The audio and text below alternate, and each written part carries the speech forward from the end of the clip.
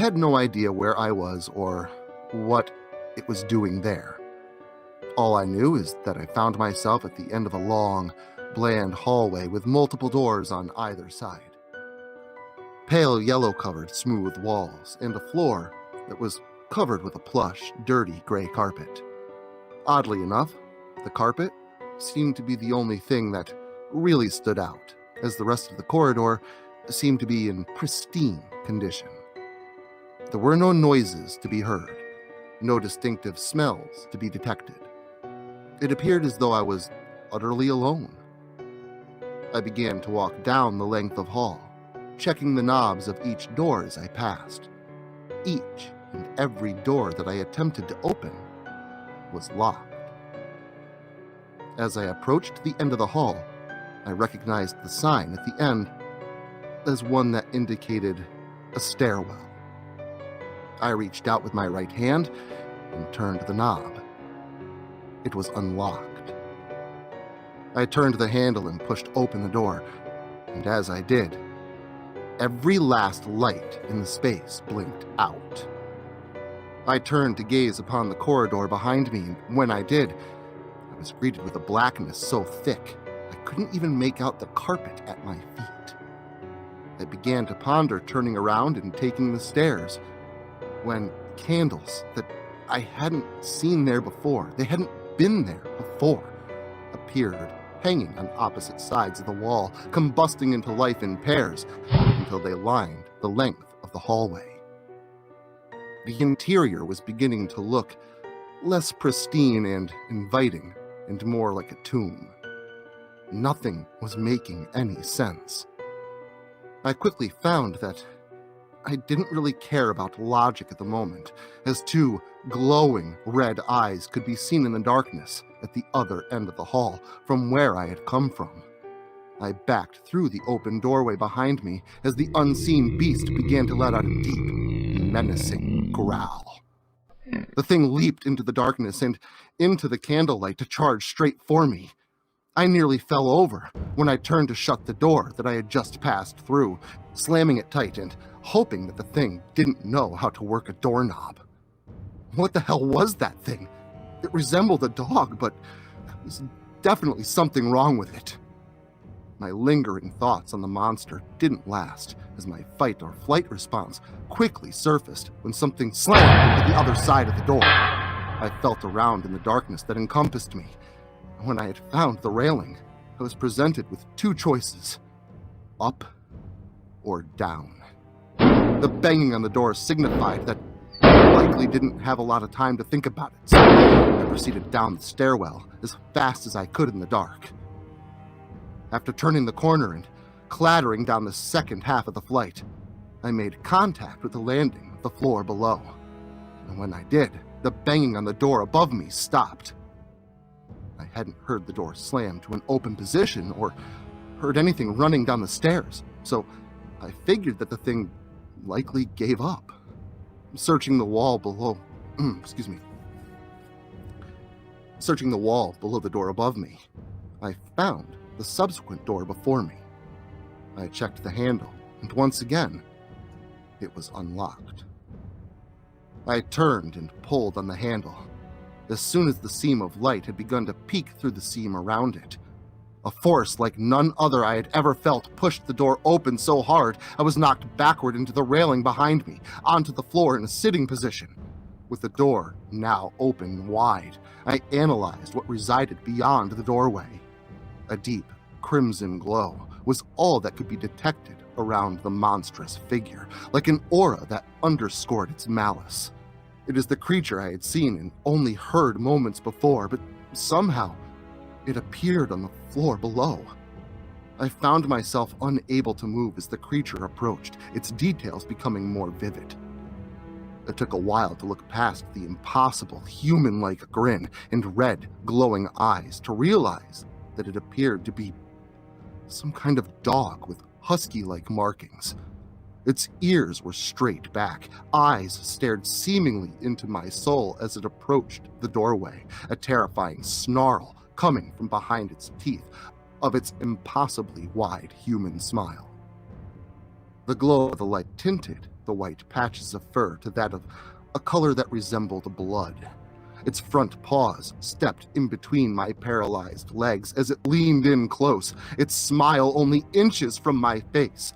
Its breath was wicked, like corpses soaking in raw sewage. I cringed from the wretched smell as it spoke to me.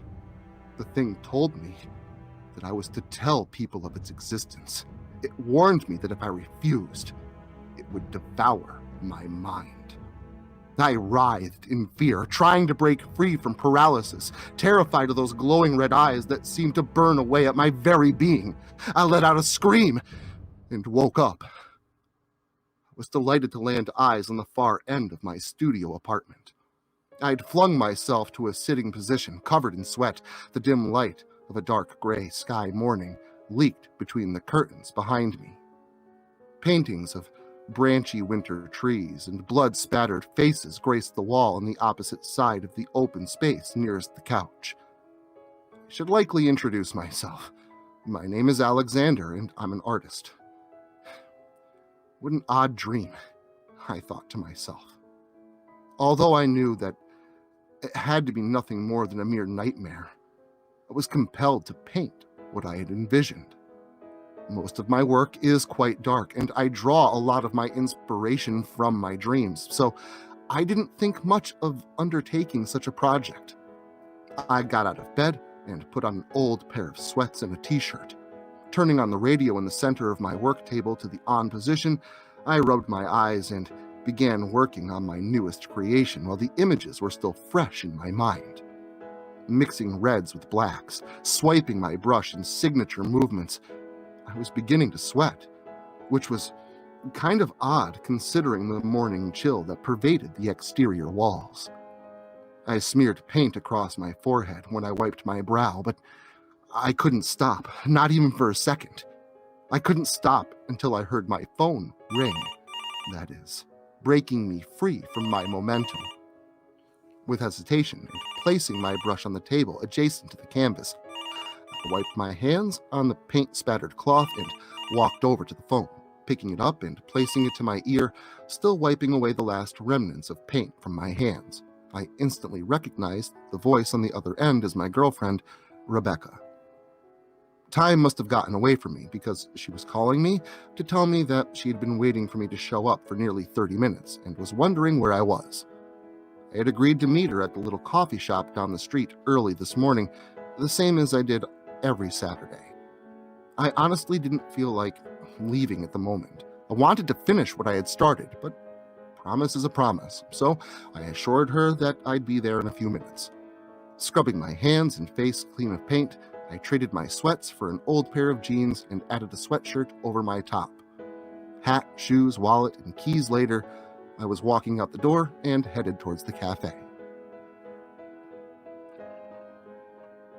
The walk was mostly enjoyable, the sky having given way to sun. The little place was only about a block and a half away, so I did my best to enjoy my double-timed walk. I probably should have been in a rush to get to my destination, but in reality, I was more in a hurry to get back to my home and to my work. A stranger approached me on the sidewalk, and as we passed each other, he shot me the angriest of glares, staring right into my eyes with a burning hatred. I was wondering what I had done to offend the man when a woman passed me on the other side, making a beeline for the bus stop. Her stride was unresolved in its trajectory, but her face turned to that of an angry grimace, full of distaste and repulsion. But I found that I was in too much of a hurry to complete the task that I had agreed upon. I approached the establishment, which seemed unusually slow for a Saturday morning. When I opened the glass front door, I noticed Becky sitting right there in the corner booth to the left. I hastily rushed to sit down across from her. After asking me what the hell had taken me so long, I told her about the dream that I had had the night before. I told her about my compulsion to complete the piece that I was currently working on. It was hard to explain, but I began to feel a little bit better. Anxiety started to wash away. The waitress approached us to take our orders. Becky ordered some kind of breakfast wrap, while I ordered a simple coffee. The waitress shot me a glare, like she was going to bite my head off, before walking away to place our orders with the chef. "Did you see that?" I asked Rebecca, but she only responded by asking me why I only ordered a cup of coffee, considering that I promised to enjoy a breakfast with her. "That's what I was telling you. I have something that I just have to get done, and I want to get back to it. I really think my agent's going to love this one," I told her. She was becoming more frustrated by the second, continuing long into my cup of coffee. She had to understand. I was promised that the next quality work I produced would finally be shown at the new expo. I knew the dark piece of psychological consumption would fit the bill, but I apparently was suffering too many distractions. Rebecca stopped talking, taking in all I had said. Due to the vacant stare on her face, I found it hard to tell if she hesitantly complied or sat flabbergasted. I honestly didn't care which as I kissed her goodbye and rushed out, leaving my freshly refilled cup of coffee steaming on the table in front of a silent and baffled Becky. The walk home quickly turned into a jog, and then a full-out run. The people now were all staring and fucking yelling at me. They were all so loud that I had to cover my ears and try and block out the sounds. The weirdest thing was that when I did, it didn't stop. It didn't even help a little. I was in a full sprint now, sweating profusely and squeezing my hands tightly over my ears. Just when I thought I wouldn't be able to stand it anymore, I found myself fast approaching my apartment building. I flung open the door and ran inside, towards the stairs and my apartment. As I proceeded, the intensity of the sounds and my sweating began to lessen. I reached my door and began to fumble with the keys. I thought about just kicking the fucking thing in, but I knew that I would need the privacy, and a lockable door would likely be vital. I found it, the right key. Gaining entry to my place, I slammed the door behind me, only stopping to lock it before I immediately returned to the project that I had started earlier. I didn't change my clothes or stop to eat. I grabbed my brush from the cup of water on the table, cranked up the radio, and began strategically adding color to the canvas before me.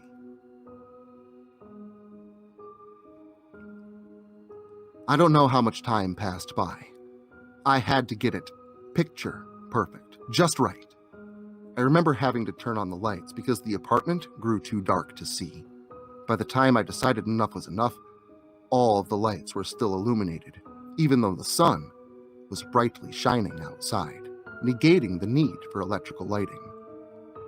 I had to wait for the canvas to be sufficiently dry before I wrapped it and brought it to my agent's office, which is exactly what I did not a moment after I was able to. Although I had to leave it with his assistant, I knew that the work was more than good enough, and that delivery meant I had done my part. I felt so much better on the way home, like a boulder had been lifted off my chest. I remembered as I walked back into my home that I had completely blown off Rebecca. I looked around my studio apartment and finally recognized the mess that I had created. The hunger and fatigue had set in, and the blinking red indicator upon my answering machine told me that I had missed messages. I walked over to discover that I had actually 17 unheard messages. Most of them were from Rebecca, but a couple were even from my parents, whom Becky apparently called so as to recruit help getting a hold of me. I listened to about half before I called her and told her what was going on. Although she told me that she would be there in a matter of minutes, I fell into a deep, restful sleep before she had arrived.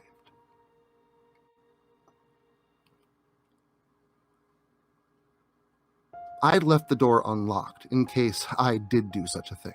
I awoke to Rebecca sitting beside me on the couch where I had fallen asleep. I told her about the painting, the screaming faces, how everything seemed so surreal until I dropped off the painting. She asked me to describe my dream again, but I honestly could barely remember it. She actually remembered more from what I had told her than I did. In the days to come, I went to the doctors and had some tests run. The end result was the diagnosis of too much stress. I was told to take it easy for a while, but that would be difficult. My agent had gotten a hold of me and told me how much he loved my newest work. He said, and I quote, "There's just something captivating about it." He placed my work in a group of others that would be displayed at an exposition created to showcase local artists. Although it was going to be a relatively small event, it was the first time one of my new works would be on display in a moderate amount of time. So I was really excited. Stress aside, I prepared myself for one of the biggest nights of my life. Becky and Arm, I was briefly introduced by my agent at the event. It really wasn't a large gathering, only about 50 or so people, but I couldn't have been happier to see a dream of mine come true. On top of that, there seemed to be an overwhelming interest in my painting in particular. I spent the night answering questions and mingling with genuinely interesting people. As much fun as I was having, I couldn't shake the uneasy feeling I held. Like the thing I had created was staring at me with its glaring eyes. Omnipresent, no matter where I was standing, watching my every move. Still, the night continued on with an individual named Heather Thatcher actually purchasing it from me for $3,000, which for an amateur artist is a pretty big deal. I couldn't believe it. Soon after, I and Rebecca returned to my studio apartment for a little personal celebration and some shut-eye. I don't know why she did it. The night went fine. She didn't say anything off. We spent the night together in my apartment, but while I was sleeping, for some reason, Rebecca quietly snuck out of bed, grabbed the paint thinner from the table in the center of the room, and doused herself in it from head to toe. I awoke just in time to see my beloved set herself ablaze only a few feet before me. I awoke to the heat of flickering and roaring flames and total confusion. At the first moment of clear thought, I threw a blanket over top of her to extinguish the fire, hoping to save her life. I was trying to pull Becky's charred body out of the apartment to safety, to no avail. The fire she had started had engulfed the whole space, blocking our exit. The fire department had shown up to pull me out. They had to pry me away from her. I wouldn't leave her. Why? I just didn't understand why she would do this. The police wanted me to answer some questions, but I demanded to ride in the ambulance with my now barely breathing beloved.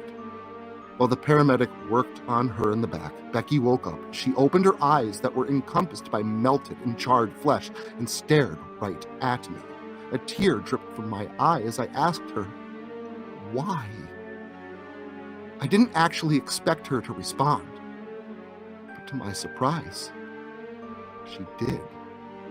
She moved her lips a couple of times. I couldn't hear her. The paramedics were trying to tell me to let her rest, but I had to know what she was saying. I leaned in close so as to hear her whispers. I refused, she whispered to me. You refused? What do you mean?